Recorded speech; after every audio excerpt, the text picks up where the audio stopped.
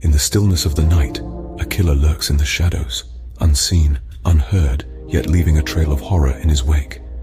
This is the tale of the Long Island serial killer. A specter of fear, this predator operated mainly on the south shore of Long Island, New York.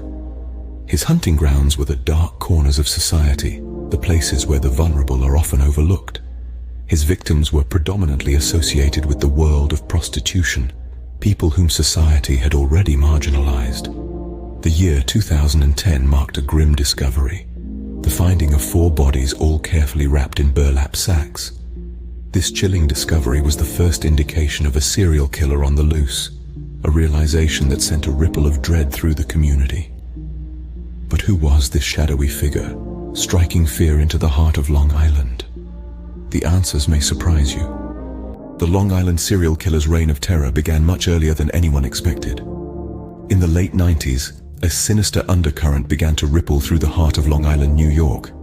It was during this time that the elusive predator we now know as the Long Island serial killer first started his macabre activities. His modus operandi was chillingly unique and would become devastatingly effective. He would contact his victims, often women involved in the sex trade, via phone, luring them into a false sense of security before striking. As we move into the new millennium, his activities continued unabated, his victims disappearing without a trace. Their fates would remain unknown until a grim discovery was made along the desolate stretch of Ocean Parkway. It was here that the first 4 bodies were found in December of 2010, wrapped carefully in burlap and hidden within the thick brush. This was the first tangible evidence of the monster lurking in the shadows, but the horror was far from over. In the early months of 2011, 6 more bodies were unearthed from the same area.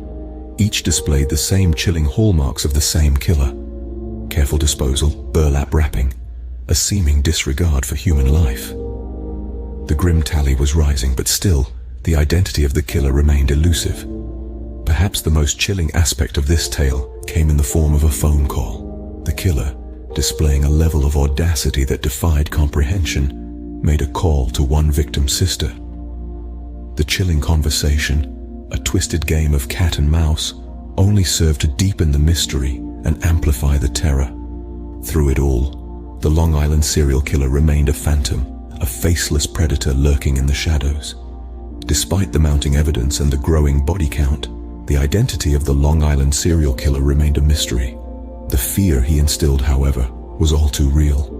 The reign of terror that had started in the late 90s would continue to haunt the residents of Long Island and the world for years to come. Despite the mounting evidence and the growing body count, the identity of the Long Island serial killer remained a mystery. The Long Island serial killer, a phantom in the night, remains an enigma to this day. This faceless predator, known for his chilling modus operandi, left an indelible mark on the quiet communities of Long Island. The discovery of the bodies, often found in burlap sacks along the South Shore, sent waves of terror rippling through the area. Each victim's demise seemingly meticulously planned, a chilling testament to the killer's cold-blooded nature. But perhaps the most haunting aspect of this case were the phone calls, chilling communications that taunted victims' families and baffled investigators. Despite numerous suspects and extensive investigations, the identity of the killer remains shrouded in uncertainty. Dead ends, false leads, and countless theories have only deepened the mystery. The Long Island serial killer, an unsolved mystery, a chilling reminder of the darkness that can lurk in the most unexpected places. A case that, even decades later, continues to confound and unsettle.